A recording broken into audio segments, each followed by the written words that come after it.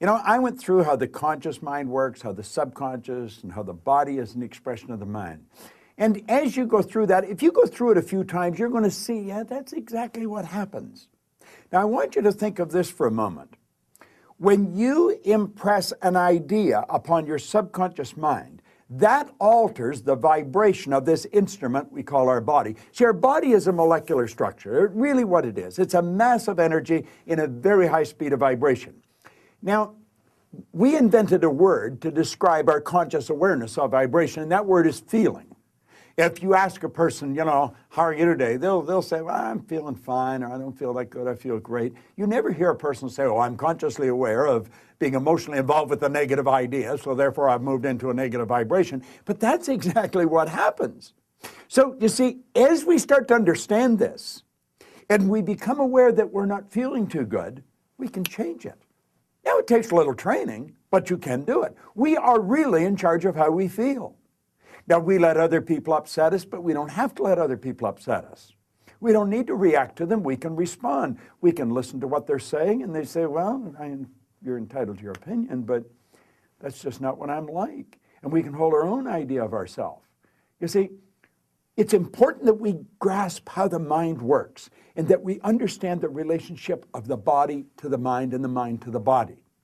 Now, it's our results that we want to change. Now, our results could be in our physical body. It may want to be, you may want to cast off a few pounds. You may want to put on a couple of pounds. You may want to have a little higher energy. See, all the energy there ever was or ever will be is 100% evenly present in all places at the same time. Everything's energy. You know, you'll hear people say, where does he get all the energy? Where does she get all the... Nobody gets energy. Everybody releases energy. Desire is the triggering mechanism that, whoo, lets the energy flow. Now, let's go back and have a quick review. Here you've got the little stick person here. There you've got the conscious mind, and remember, you have the sensory factors hooked up to the conscious mind. And then you have the subconscious mind, and then you have the body. Now, the conscious mind has the ability to choose thoughts. Those thoughts turn into pictures. We turn the pictures over to the subconscious mind, and then the subconscious mind expresses the action, all right? Now, what is the problem? Remember, we said the subconscious mind had no ability to reject. We said the subconscious mind cannot differentiate between what's real and what's imagined. How did we arrive on the scene? I'll tell you. When you arrived on the scene, you did not have any conscious faculties developed. The sensory factors weren't even developed. This is how you arrived. That's called the little life. That's the baby. No conscious mind. So there's the subconscious mind. It's wide open. You can put anything in it. You see, your subconscious mind is programmed genetically. That's why we look like our relatives. It's built right into the genes at birth. But then we're programmed environmentally. Carl Mendinger from the Mendinger Foundation in Topeka one time said, environment is more important than heredity. Why do you think you speak the language you speak? You speak that language because you were surrounded by people that speak that language in your little life. And the language just went right into the subconscious mind. If you grew up in a home that was bilingual, you learned both languages. I had an associate over in Kuala Lumpur, had a little boy, he spoke 4 languages at 4 years of age. And you'd look at that and you'd say, my gosh. No. The baby was programmed. Why do you like the food you like? It's programming. That's right. Now, let's stop and think about the environment we were raised in. Here's the baby, and look at the ideas and the thoughts and the concepts that are going on around that baby are going right into that baby's subconscious mind. Now, through repetition, over and over and over again, and remember, the baby's getting it all day, all week, every week, all month, every month, all year, and this goes on for 4 or 5 years. And the baby reaches the age of 4 or 5 where they can start to think that baby's programmed. That baby is programmed to think like the people it had been surrounded by. If the people that surrounded that baby had gone right through school, the baby will probably grow up and go right through school. If the people that were surrounding that baby always lived in hard times, never had any money, always in debt, that's probably how that baby's going to grow up. Now, this is bizarre, but this is how it happens. It's how it happens for me. I was raised during a depression. We didn't have any money. There was always talk about no money. You should be satisfied with what you've got. Well, that's not true. You should never be satisfied with what you've got. You should be happy with what you've got. Dissatisfaction is actually a creative state. So here we have now a baby that has been programmed. Now, let's take and think for a moment. What happens when that baby starts to think for itself? Now think of this. The paradigm controls the vibration controls the action which produces the result. Now here we go. Here you got the baby with the paradigm, and the conscious faculties have developed. They have the ability to think. There's a power flowing into them. What are they going to think? They're going to think thoughts that are in harmony with that paradigm. That's right. We've been raised to believe you go to work to earn money. Do you know that working is the very worst way to earn money? That's right. You should go to work for satisfaction, not for money. You provide service for money. You can earn money while you're sleeping. In fact, we have programs where we teach people to actually earn more money while they're sleeping than they'll ever need to use while they're awake. You say, well, that's a pipe dream. No, no. That's a paradigm that causes you to think that's a pipe dream. There's people doing that are nowhere near as bright as you. But here we are now. We've got the person. They've been programmed in their little life genetically and environmentally. That paradigm is nothing but a multitude of habits. A habit is an idea that's been programmed into the subconscious mind over and over and over again. Now, the paradigm is literally controlling the behavior. Consciously, you can think of one thing, but subconsciously, the other idea will be controlling you. See, we can sit down and we can read these self-help books, we can listen to the recordings, and we say, yeah, well, I can do that. That makes sense. That's logical. But then we can't do it. Why? Now think of this for a moment. I want you to imagine that you're going to accept an idea right now to turn your annual income to a monthly income.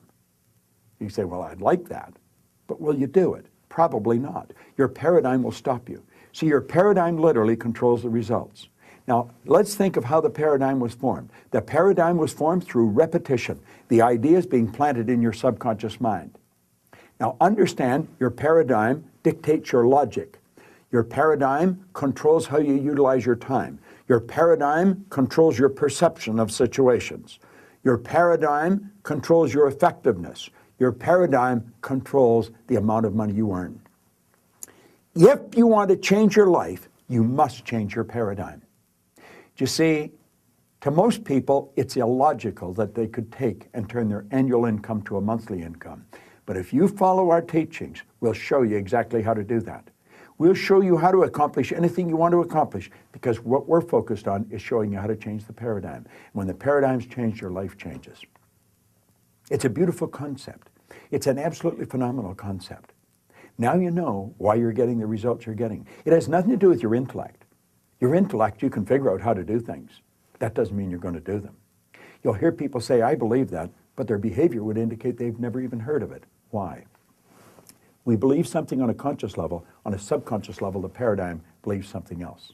There's a word called praxis. Praxis is the integration of belief with behavior.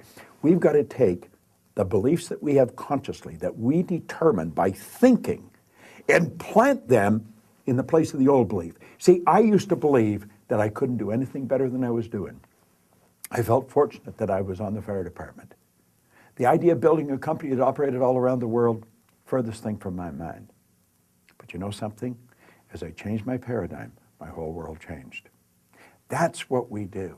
That's what it's all about. You've got to change your paradigm if you want to change your life. Now, you can study all you want.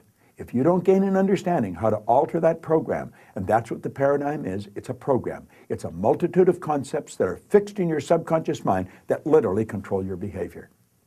It's a beautiful concept to understand. It's a terrible one if you don't understand it, because it literally controls your life. Why do you think most people go right through their life and keep getting the same results year after year after year? Well, it's just the way it is, and they don't know. We should be taught this in school, but we're not. How is the paradigm formed? Through the repetition of information.